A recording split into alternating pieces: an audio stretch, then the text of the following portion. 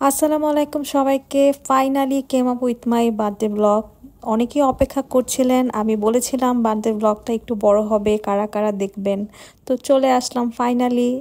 Here it is my birthday vlog. তো চলুন শুরু করা যাক। বার্থডে নিয়ে আমি অনেক বেশি এক্সাইটেড থাকি, আমার অনেক প্ল্যান থাকে। আমি এই দিনটা কিভাবে সেলিব্রেট করব, কোথায় যাব, কি করব, এই সব নিয়ে আমি আমার দিনটাকে স্পেশাল করে তুলতে চাই অলওয়েজ। তো আমার বার্থডের একদিন আগে হুটহাট আপুর বাসায় আমি রওনা দিয়েছি, কারণ আপুর বাসায় সাডেন একটি প্রোগ্রাম অ্যারেঞ্জ করা হয়েছিল। গিয়ে দেখলাম সব আমার পরিচিত মুখ, কিছু ভাবি যারা সবসময় আমাকে অনেক বেশি পছন্দ করে। এছাড়া বাচ্চা পার্টি তো ছিল, তো সেদিন মহসিনও রাতে চলে এসেছিল, আমরা স্টোভার করেছিলাম। তো পরের দিন মানে আমার বার্থডের আগের দিন সন্ধ্যাবেলার দিকে আমি বাসায় ফিরবো। তো আমার ভাগিনা আমাকে এই বার্থডে কার্ডটা দিল। তারা সবাই যে বার্থডে আয়োজন শুরু করে দিয়েছে এটা আমার বুঝতে আর বাকি রইল না। তো আপুর বাসার হেল্পিং হ্যান্ড আমার জন্য এই সুন্দর কেকটা নিজ হাতে বানিয়ে এনেছে। আমি অনেক বেশি সারপ্রাইজ, অনেক ব্লেসড ফিল করছিলাম এবং সবাই মিলে কেক কাটিং করেছি। বাসায় এসে আমার হাজবেন্ড আমাকে এত সুন্দর একটি ফ্লাওয়ার বুকে দিয়েছে এবং কেক নিয়ে এসেছে। আমি তো অনেক অনেক বেশি খুশি হয়ে গিয়েছিলাম। আলহামদুলিল্লাহ, সুবহানাল্লাহ, এত বেশি সুন্দর ছিল। বলুন তো কেমন হয়েছে? আমার কাছে আমার ভালোবাসার মানুষ থেকে ফুল পাওয়ার থেকে বড় উপহার যেন আর কিছুই মনে হয় না। তো অনেকক্ষণ আমি ফুলটা দেখলাম, এরপর কেকটাও আমি দেখছি।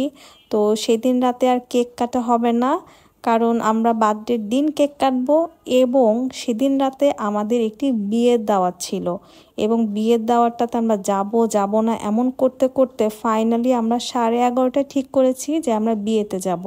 আর বিয়েটা ঢাকায় হচ্ছে না, হচ্ছে একদম কেরানীগঞ্জ, অনেক দূর আমাদের বাসা থেকে। আমার হাজবেন্ডের কাছে ফুলের দোকানদার ভাইয়া এই রজনীগন্ধাটা আমার জন্য গিফট হিসেবে দিয়েছে। তো এত সুন্দর স্মেল হচ্ছিল এই রজনীগন্ধাটা থেকে, আমার আম্মুর প্রিয় একটি ফুল ছিল।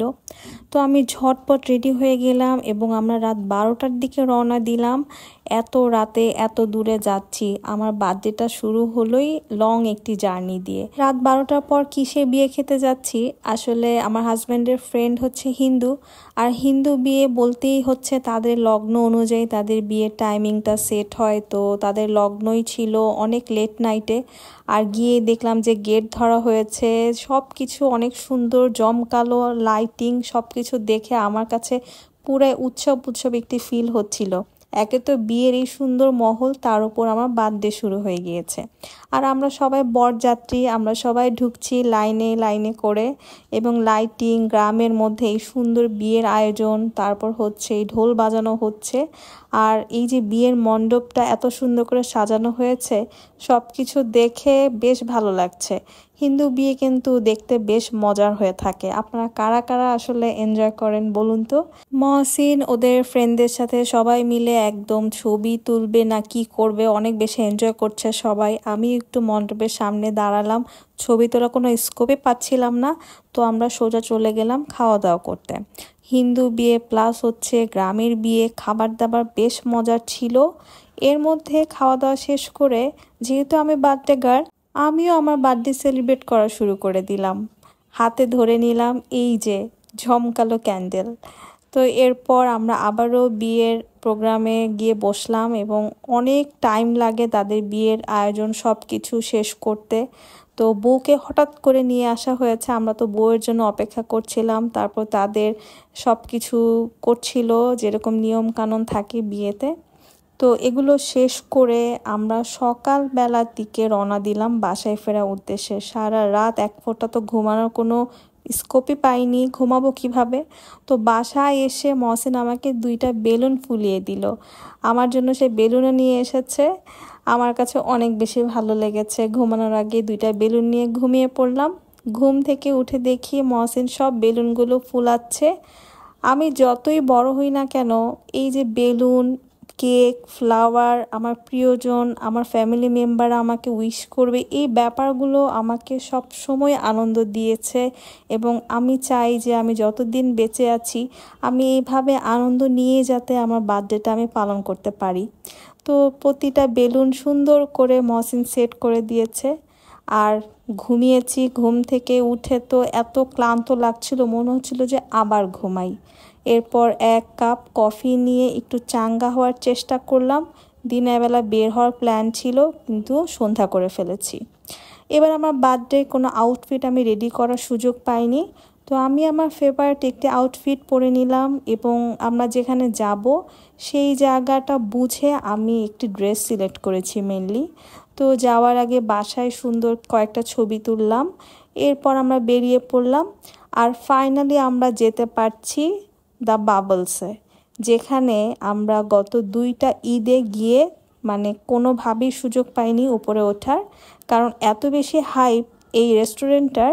সব কিছু মিলিয়ে আমি সিলেক্ট করলাম যে না, যেহেতু ডিনারেই বের হচ্ছি তাহলে এইখানেই চলে যাই, বার্থডেটাও সুন্দর মতো সেলিব্রেট হয়ে যাবে। আর 16 তলায়, তো এত স্পিডে লিফটটা উঠছিলাম আমরা, এর মধ্যে মহসিন আমাকে আবারও উইশ করলো। তো সুন্দর একটা এন্ট্রেন্স, গিয়ে ভালোই লেগেছে আমার শুরুটা দেখেই। এরপর আমি আর মহসিন ঢুকছি আর আমরা সোজা পুল সাইডে চলে গেলাম। এখানে কিন্তু এত উপরে পুল আছে যেখানে সবাই এসে সুইমিং করে। তো সেখানে কিছুক্ষণ দাঁড়িয়ে আমি দেখলাম, দেখুন আমার আউটফিটের সাথে একদম মিলে গেছে না? আর সেদিন নিজের কাছেও অনেক বেশি স্পেশাল লাগছে, আর লাগবে না কেন, আমি যেহেতু বার্থডে গার্ল। তো পুল এরিয়াটা আমরা একটু ঘুরলাম। যেহেতু রেস্টুরেন্টটা আমি বলবো না যে অনেক বড়, কিন্তু আপনার কাছে গেলে মনে হবে যে বিশাল বড় একটি রেস্টুরেন্ট। তো সব কিছু মিলিয়ে আমার আউটফিটের সাথে সেদিন রেস্টুরেন্টের সব কিছু একদম মিলে গেছে। আমি অনেক বেশি হ্যাপি ছিলাম, আলহামদুলিল্লাহ। রেস্টুরেন্টের ভেতরে বাইরে পুল সাইডে সব জায়গাতেই আপনি বসতে পারবেন খাওয়ার জন্য। তো আমরা পুরো রেস্টুরেন্টটা আগে দেখলাম, ঘুরলাম, তারপর আমরা ঠিক করলাম যে আমরা ইনডোরেই বসি। পুল সাইডটাতে যেহেতু অনেক মানুষ আছে, অনেকে সুইমিং করছে, তো সেদিন যেখানে বসেছি সেখানে এত বেশি ঠান্ডা ছিল, পরে আমরা সিট চেঞ্জ করে আরেকটা টেবিলে বসেছি। আর মেনু কার্ডটাও আপনাদেরকে দেখিয়ে দিচ্ছি। তো আমরা অর্ডার দিয়েছিলাম একদম চাইনিজ আইটেমগুলো। তো যেহেতু আমার সব কিছু খাওয়া মানা, কিন্তু সেদিন সব কিছু ভুলে ভাবলাম যে বার্থডে তো একটু এনজয় করি খাওয়া দাওয়াটা। তো বাবলসে হাইপ থাকুক আর ভিড় থাকুক বা যেটাই হোক, খাবার দাবারের মান কিন্তু অনেক ভালো, আমার কাছে অনেক বেশি ভালো লেগেছে। রাতের বেলা হয়ে গিয়েছে, পুল সাইডটাতে আবার গেলাম, তখন আর কেউ নেই। এত বেশি ভালো লাগছিল, মনে হচ্ছিল যে আমি পুরো ঢাকা শহর দেখতে পাচ্ছি, আমি অনেক উপর দাঁড়িয়ে আছি।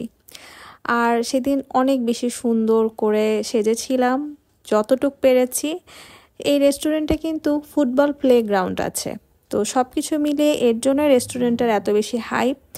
আর সেদিন আসলে আমাদের অন্য আরেকটা রেস্টুরেন্টে যাওয়ার প্ল্যান ছিল, কিন্তু টাইমিং সব কিছু মিলিয়ে সুন্দর করে যাতে বার্থডেটা সেলিব্রেট করতে পারি, এর জন্যই এই রেস্টুরেন্টটা সাডেন চুজ করে ফেলেছি। বাসায় চলে এসেছি, বাসায় এসে এখন বার্থডে গার্ল কেক কাটবে। তো কেকটা হাতে নিয়ে কিছু ছবি তুললাম, এরপর কেক কাটতে দাঁড়িয়ে গেলাম। মহসিন আমাকে এত সুন্দর করে উইশ করে গান গেয়ে মানে উইশ করলো, আমি অনেক বেশি খুশি হয়েছি, আলহামদুলিল্লাহ, মাশাল্লাহ।